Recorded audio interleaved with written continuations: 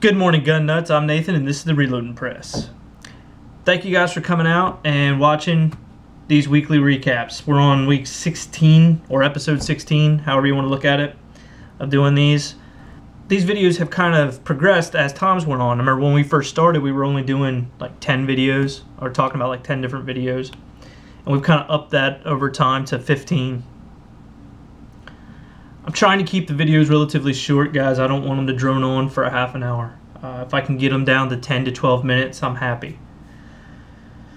So sometimes I don't hit everybody's video, and I apologize. It's not just that I can't fit it within this video, but it's also I can't watch everybody's videos. I try to watch as many as I can. And I also wanted to mention non-Reloaders Network videos. I know, guys, that sometimes I include people that are not part or posting on the Reloaders Network. The reason why I'm doing that is because I'm doing this more as a video to Reloaders Network members for videos that they may have not watched, videos that may be interesting to them. And if you guys want to go on to some of the videos that I mentioned that aren't part of the Reloaders Network and mention to them, hey, you know, there's this Reloaders Network out there and we'd love for you to join, I would really appreciate that. I'd love to have them with us. The videos that are not part of the Reloaders Network that I review or talk about, I try to stick within things that would actually be in the wheelhouse of the Reloaders Network. Try not to get too far off script talking about, you know, political videos or whatever else. So I apologize if I'm not able to get to your video this week. I try to. I think I'm going to end up making it kind of a weekly blurb at maybe the end of the video that, you know, I can't watch everybody's video, and I do apologize. Speaking of non-TRN member videos, if you have not watched Paul Harrell's videos, I can't recommend them enough. I've just got into watching them, and this week I'm telling you, I've powered through hours of his content. Of course at 1.25 speed because, hey, you know, I'm not made of time. But the information is usually quite practical about how to utilize firearms, and that is a breath of fresh air in the tactical world that we live in. Uncle Jim explains a few issues he has with the Modern Reloading Manual by Richard Lee. I wanted to bring this up. One, Uncle Jim posted a litany of videos this week. A lot of people did, and a lot of it was in response to Willie Bullet Man. But this one in particular kind of caught my eye as a learning experience for a lot of people, and I think it's important to understand this. Reloading manuals are not all the same. If you're wanting to know about a specific powder and how it's going to work and learn that powder the best, go to that powder manufacturer's reloading manual. They test with their powder. If you want to learn about a bullet maker, go to that bullet maker's reloading manual. If you want general information, the Modern Reloading by Richard Lee is fine. But cross-reference that because he pulls load data from other manuals. So you'll have, if you're just looking at that load data, sometimes it doesn't make sense. And Uncle Jim explains this. I think he does a really good job. It's really short. He also talks about some shipping issues he's having, which I think some of us have run into that. And one of them is about, I think it's UPS and post office boxes. So if you didn't know that was an issue, it is. So check out Uncle Jim's video. Eagle Eye Shooting celebrates Christmas in July with multiple unboxing. He unboxes like 400 things. Eagle Eye Shooting is just making it happen. I appreciate everything that I'm watching him do. He's doing videos while he's in the process of moving, like with his press mounted to the back of a runaway donkey. And anyway, it's great stuff. But anyway, he does an unboxing of multiple different things, one of which is kind of the next rifle he's going to be working on to do some long-range shooting. And it's a really good choice, and it's one that I very well might be making when it's my turn to start.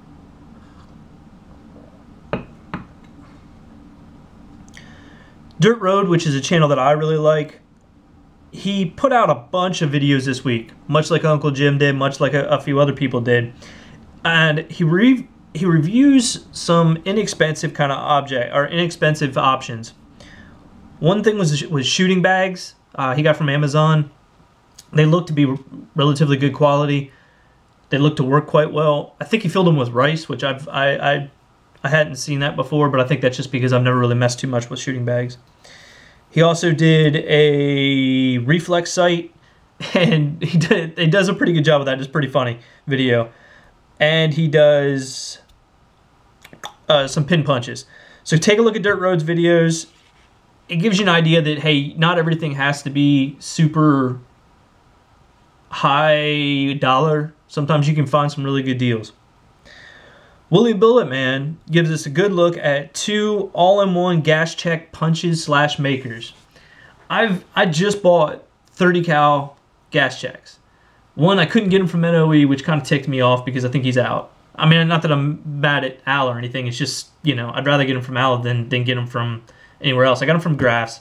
The box was really fancy, but it was like $34, $35 for 1,000 gas checks. This is getting out of hand. I'm really going to go this route as soon as I can get the cash together to get the gas check makers. It's just the price of gas checks, to me, is insane. So take a look at Willie Bullet Man. He gives you an idea of these punches. They do everything all in one stroke. Kenny over at Eagle Eye Shooting also, he kind of introduced us to these, and Willie kind of shows them off here. Full Lead Taco goes through his whole smelting process, kind of reminding me that I should be pestering my dentist's office for some of their foils. But this kind of goes through all of his different sources of lead and then kind of smelts them all up. I think it's like 200 plus pounds. I mean, it's a really good haul of lead. Another person who's not part of the tier end that I'd love to see, but I don't think he even reloads, is but I love his videos, so I can't help but mention, is Mr. Holster. And he goes over his favorite, his rarest, and most expensive guns, kind of showing us how your collection may evolve over time. And I know that at one time I've had more guns than I have now by a fair margin, and I've slowly pared them down to just a couple that I really love. I mean, I'm going to pair them up. I've got a video I want to do in the future is like the top 10 guns that I'm lusting over right now. I won't get all 10 of them because some of those will come and go. That's the nature of lust. But some of them will hang, and I like to kind of jot down the ones that oh yeah, here's the thing for you. Guns that you want. Like you see a gun, you're like, oh, I love that. Write it down, and then kind of revisit that once a month and see which ones disappear. And maybe take 6 months before you go buy something. That way you're not buying guns that you don't actually want. You just had a passing fancy for. Passing fancy. Like a show tune or something. Anyway. Mike Treen loads some 44 mags with a Lee Value turret press. This is the first video I think I've seen where Mike does some reloading. So take a look at that. Give him some thumbs up. Give him some comment love. And speaking of the Lee Value turret press, Treetop Flyer compares the Lee Value turret press to the Lee Classic cast press. He really does a great job with this comparison. He compares not only the construction, but the features of the press and the usability of the press. Talking about how one may have different angles for the handle, one may have different mounting needs. He does a really good job of comparing these two presses. And him and I talked about it a little bit about how it's odd to me that Lee would become their own competitor. And they've done this over and over again with their turret presses. They keep putting out different versions of their turret press in competition while they're still offering the others. It's a really odd business model. I don't know exactly why they're doing it, but this does give you some options, and it's a good time to buy if you're interested in that. PC Bullet Empire did a lot of videos this week, and I would love to mention every one of them because I loved him. I love what he's doing. But I personally, because this is all about what I want, loved his live stream. And I think everybody that watches this should go on to Tim's videos and post on there that you would like to see a once a week video with the Emperor live stream. It was great. It was a great time. It was very, I don't want to say free for all, but it was just very fluid. It was a really good live stream. I really enjoyed it. I also enjoyed the Reloaders Network's live stream this Saturday. So if you guys don't know, once a month the Reloaders Network does a live stream video, but I'll keep you up to date. If you watch the Georgia Shooting Connection, you'll see that I mention it when we're not going to be on the next week because we don't like to step on one another. As well as going to the Reloaders Network, there'll be notification videos there. So anyway, go bug Tim about doing live chats. It was good stuff. And speaking of the PC Bullet Empire, that live chat led to Georgia Boy 44 making a video on the 40 Smith & Wesson Kel-Tec Sub 2000 comparing the on-the-box velocities with the carbine velocities. And this is important-ish. This is a really good video to get a better understanding of how on-the-box velocities are specific to the conditions in which the test was done.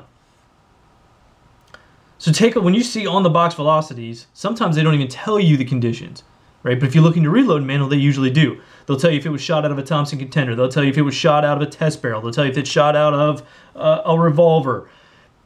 Keep that in mind because it's going to have a difference, and sometimes dramatic difference. One of the things I learned this week was that with 38 special ammunition, you can run into a situation, and this is pretty common, where a specific ammunition maker will make a hollow point round for 38 special. They will expand fine in a 4-inch barrel. But you move that to a snubby and you don't get enough speed. You're right on that edge. You don't get enough speed for expansion. So you really have to pay attention to that. So barrel length and just application of where these things are being tested and how they're being tested. The Backyard Inventor bought a non-Weiwo scale and he gets mixed results. The video's on the Reloaders Network. I really recommend it. Of course, all links will be down in the description below.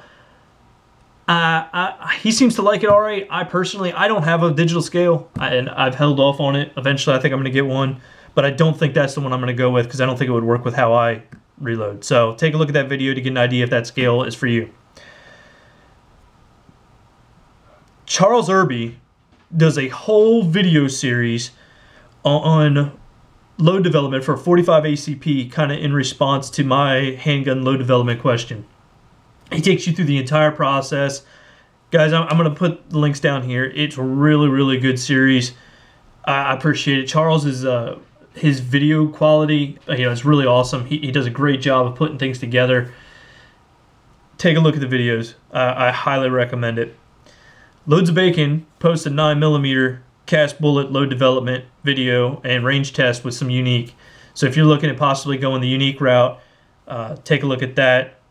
Somebody else did that today. Oh yeah, Toolness One goes over his Lee Loadmaster and his 9mm load, which also uses unique. So that's two different people using unique and 9mm, which probably wouldn't have been my go-to powder. So that's interesting. 243 Outdoors, it does an entire series on him beginning and going into these NRL 22 matches. He includes buying the gun, buying all the accoutrement that he wanted, putting the gun together in the configuration that he's going to use it in. Then he takes it to the match, and you get to see the results of it, and then he takes you back, and he says, what did I learn, and things like that. And I think this series is actually going to be moving forward. So guys, if you're interested in possibly getting into some kind of match shooting, take a look at this, because it kind of shows how this whole progress needs to go. If you're really interested in doing the NRL 22, this is really the video to go to. West Desert Shooter continues his 6.5 Creedmoor series, switching to 140 grain Barnes bullets, which is really cool because what he's doing is he's kind of going through, he's doing this really methodically, going over the one bullet, then going to the next, which makes it easy for you guys to follow. Even easier for me to follow. Hell, I don't know. Anyway, guys, I appreciate it. I think this one went on a bit longer than normal. I'm probably going to have a hard time getting this to 12 minutes. But anyway, until next time, stay safe, have fun. I'll see you when I see you. Laters.